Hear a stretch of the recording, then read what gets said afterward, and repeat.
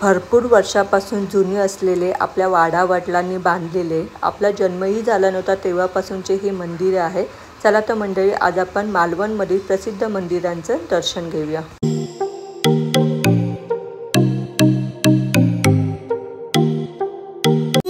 स्वामी समर्थ। नमस्कार मंडळी, स्वागत आहे तुमचं आजच्या एका नवीन व्हिडिओमध्ये। आज आम्ही आलो आहोत देऊळवाडामधील, जे मालवणमध्ये येतं, तिथल्या प्रसिद्ध नारायण मंदिरमध्ये। चला तर आपण दर्शन घेऊया। मालवणमध्ये देऊळवाडामधील हे नारायण मंदिर किती सुंदर दिसत आहे। हे मंदिर 1967 मध्ये बांधण्यात आलं आहे। हे कौलारू मंदिर आहे आणि याचे खांब बघा किती मजबूत आहेत। जितकं हे मंदिर छान आहे तितकंच त्याच्या समोरचं हे तुळशी वृंदावन किती मजबूत दिसत आहे ना, तितकाच आजूबाजूचा परिसर सुद्धा खूप सुंदर आहे। मंदिराच्या आजूबाजूला बरेच फुलझाडं आणि फळझाडं होते। फुलझाडांपैकी प्राजक्ताच्या फुलांचा तर सडाच पडला होता। इतकी फुलं पडली होती ना की त्या फुलांचा सुगंध सगळ्या आजूबाजूच्या वातावरणात पसरला होता। आणि बघा किती फुलं पडलेले आहेत ना, ही फुलं वेचायला खूपच मज्जा आली।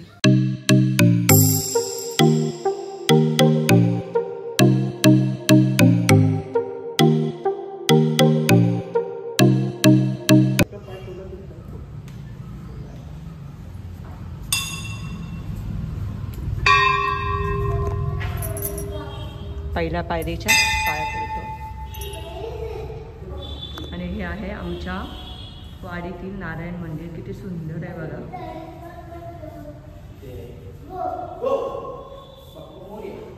इथे सूर्यनारायणाची मूर्ती आहे, नारायणच्या पादुका आहेत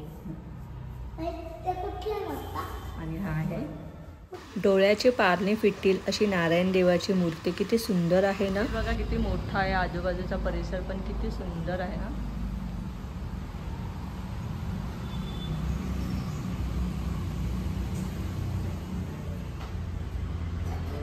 नारायण मंदिरमध्ये दर्शन घेतल्यानंतर आम्ही आलो आहोत जरीमरी माता मंदिरामध्ये। इथे मंदिराचे बांधकाम अजून चालू आहे, तरी सुद्धा बघा किती सुंदर मंदिर दिसत आहे ना। मंदिरासमोर हे भले मोठे तुळशी वृंदावन तर अजूनच शोभा वाढवत आहे मंदिराचे। चला तर मंडळी, तुम्ही सुद्धा आमच्या बरोबर जरीमरी मातेचे दर्शन घ्या। नवरात्रीमध्ये इथे खूप मोठ्या प्रमाणामध्ये उत्सव साजरा केला जातो। मंदिराला लाइटिंग केली जाते, रोषणाई केली जाते आणि बरेच भाविक लांबून लांबून या देवीच्या दर्शनाला येतात। तुम्ही जर इथे जवळपास राहणारे असाल तर नवरात्रीमध्ये या देवीच्या दर्शनाला तुम्ही एकदा तरी नक्की या।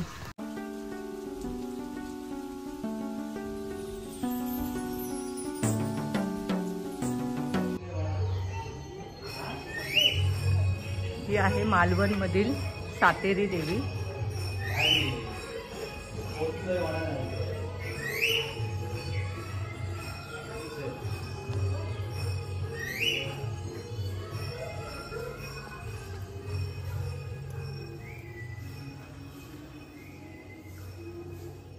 नारायण मंदिर, जरीमरी माता मंदिर आणि सातेरी मातेचे दर्शन घेतले आणि त्यानंतर आम्ही आलो आहोत रामेश्वर मंदिरामध्ये।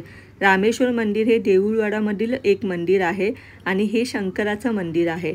मंदिरामध्ये येताच आजूबाजूची कलाकृती किती सुंदर रेखाटली आहे बघा। डोळ्याचे पारणे फिटतील अशी ही कलाकृती आहे। तितकीच लोभसवाणी शंकराची पिंडसुद्धा आहे। मनोभावे आम्ही शंकराची पूजा केली आणि त्यानंतर निघालो आम्ही घरी निघायला। घरी जातेवेळी वाटेमध्ये खूप सुंदर दृश्य बघायला मिळालं। चला तर मंडळी, तुम्हाला सुद्धा ते आजूबाजूचं दृश्य दाखवतो, तोपर्यंत तुम्ही देवाचं दर्शन घ्या। सर्व देवांचे दर्शन घेतले आणि त्यानंतर आम्ही निघालो घरी जाण्यासाठी। वाटेमध्ये आम्हाला हा छोटासा ब्रिज लागला। किती सुंदर आहे बघा आजूबाजूचा परिसर आणि हा ब्रिज, त्यामध्ये खळखळ वाहणारा हा झरा खूपच छान वाटत होतं। आजूबाजूचा परिसर तर इतका सुंदर होता ना की कोकण म्हणजे स्वर्ग, हे काही उगाच म्हटलं नाही आहे। तुम्ही सुद्धा ह्या आजूबाजूच्या परिसराचा आनंद घ्या। तुमच्यापैकी कोण कोण मालवणमध्ये राहतं आणि ह्या मंदिरांना भेट दिली आहे हे मला कमेंट करून नक्की सांगा। आणि जे कोणी गेले नसतील किंवा जे कोणी राहत नसेल त्यांनी नक्कीच एकदा मालवणमध्ये भेट द्या। ह्या मंदिरांना खूप सुंदर आहेत आणि खूप जुने सुद्धा आहेत। चला तर मंडळी, भेटूया अशाच पुन्हा एका नवीन व्हिडिओमध्ये। तोपर्यंत काळजी घ्या, बाय बाय।